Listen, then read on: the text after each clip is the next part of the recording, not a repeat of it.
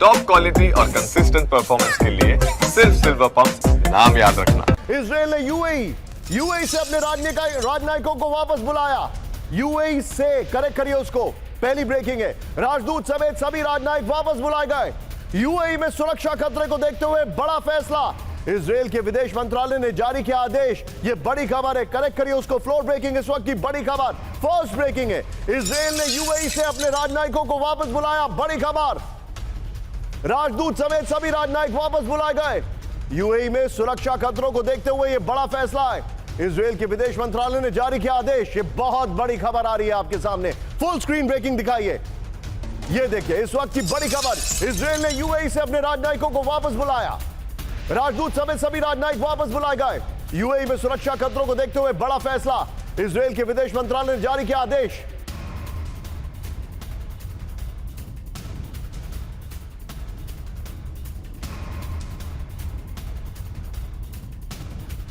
जरा अगली बड़ी खबर सीधा आइए, यहां पर फ्लोर ब्रेकिंग में आपको दिखा रहा हूं। यूएई को लेकर इजराइल ने जारी की ट्रैवल एडवाइजरी, बड़ी खबर।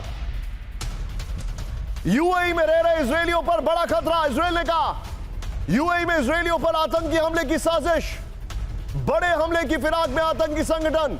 इजरायली नेशनल सिक्योरिटी काउंसिल की बड़ी खबर, ईरान, हमास और हिजबुल्लाह से हमले का बड़ा खतरा। यह बहुत बड़ी खबर है, फुल स्क्रीन ब्रेकिंग दिखाइए। यह आज की बड़ी खबर मैं दिखा रहा हूं, यह देखिए जरा।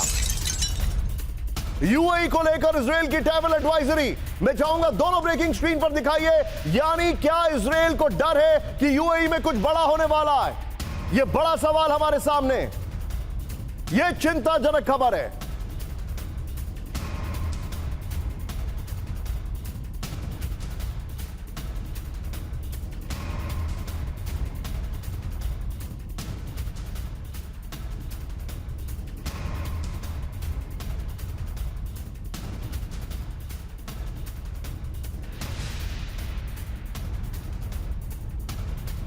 सीधा ये बड़ी खबर, ये देखिए यूएई में इजरायलियों पर बड़ा खतरा। इजराइल ने यूएई से राजदूत समेत सभी राजनयिकों को वापस बुलाया। इस वक्त की बड़ी खबर, अबू धाबी स्थित दूतावास और दुबई काउंसुलेट से राजनयिक बुलाए गए, बड़ी खबर आ रही है। यूएई में सुरक्षा खतरों को देखते हुए इजरायली विदेश मंत्रालय का फैसला। यूएई में रहने वाले इजराइल के लोगों पर बड़ा खतरा है, आतंकी खतरा है। इजरायलियों पर बड़े हमले की फिराक में आतंकी संगठन ईरान, हमास और हिजबुल्लाह से इजरायलियों को बड़ा खतरा। इजराइल से जुड़े कार्यक्रमों से में लोगों को न जाने की सलाह। मैं चाहूंगा ऊपर ब्रेकिंग दिखाइए विजय, आप चाहें तो पीछे ब्रांडिंग दिखा सकते हैं अभी ऊपर, बल्कि it's okay, let it be well. पीछे बगल में ब्रेकिंग दिखाइए और सीधे चलिए सिन्हा सर के पास। सिन्हा सर, थोड़ा सा शार्प रिएक्शन दूंगा क्योंकि इसी के साथ एक फॉलो अप न्यूज आने वाली है। सिन्हा सर, ये खतरा इजराइल पर है या ये खतरा इजराइल से है? मुझे दाल में कुछ काला दिखाई दे रहा है। जय हिंद निशान, देखिए जो आप दो बातें कर रहे हैं, दो पॉसिबिलिटी, ये क्या है, खतरा इजराइल से है या इजराइल के ऊपर खतरा है। तो ये दोनों पॉसिबिलिटी में ये बैठती है क्योंकि आपको दोनों पॉसिबिलिटी लेके चलनी पड़ी, क्योंकि things are warming up that way. United States जो बातें कर रहा है कि ईरान को छोड़ेगा नहीं, ईरान इज नाउ बेलिजरेंट तो है ही है। लेकिन जिस तरह से उनके बयान आ रहे हैं कि हम तो न्यूक्लियर बना के ही छोड़ेंगे, और वो IRGC is very very active. और स्टेट ऑफ हार्मोज के ऊपर पहले ऐसा मेरा मानना था कि स्टेट ऑफ हार्मोज को नहीं बंद किया जाएगा। सबसे नजदीक यदि पड़ता है तो वो यूएई पड़ता है स्टेट ऑफ हार्मोज से। 29 किलोमीटर का ही फासला है, खास करके बंदर अब्बास से यदि आप पूछते हैं। दूसरा जो चीजें हो रही हैं कि ईरान ने भी अपने जो टेररिस्ट एक्टिविटीज हैं उसको बहुत बढ़ा दिया है। वो हिजबुल्लाह, हमास और हुतीज को फिर से वो रीऑर्गेनाइज करने की चेष्टा कर रहा है। आप हुती तो देख ही लिए, they are not under control, मगर यदि यहाँ भी करते हैं, खास करके IRGC को भी उसके जो आत्मघाती संगठन के जो हिस्से हैं IRGC, वो भी एक्टिव हो सकते हैं।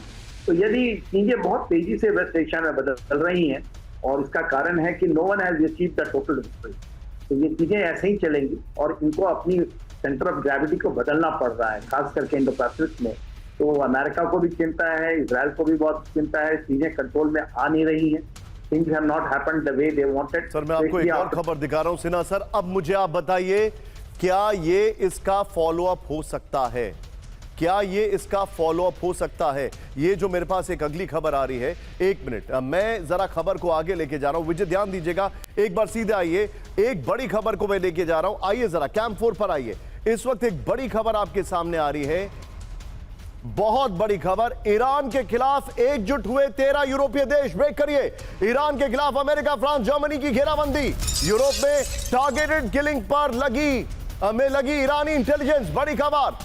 ईरान के क्रॉस बॉर्डर असैसिनेशन प्लान का बड़ा दावा। बड़ी खबर है। दूसरे देशों की संप्रभुता का उल्लंघन कर रहा है ईरान। फुल स्क्रीन ब्रेकिंग दिखाइए। यह इस वक्त की बड़ी खबर में दिखा रहा हूं। Full screen breaking.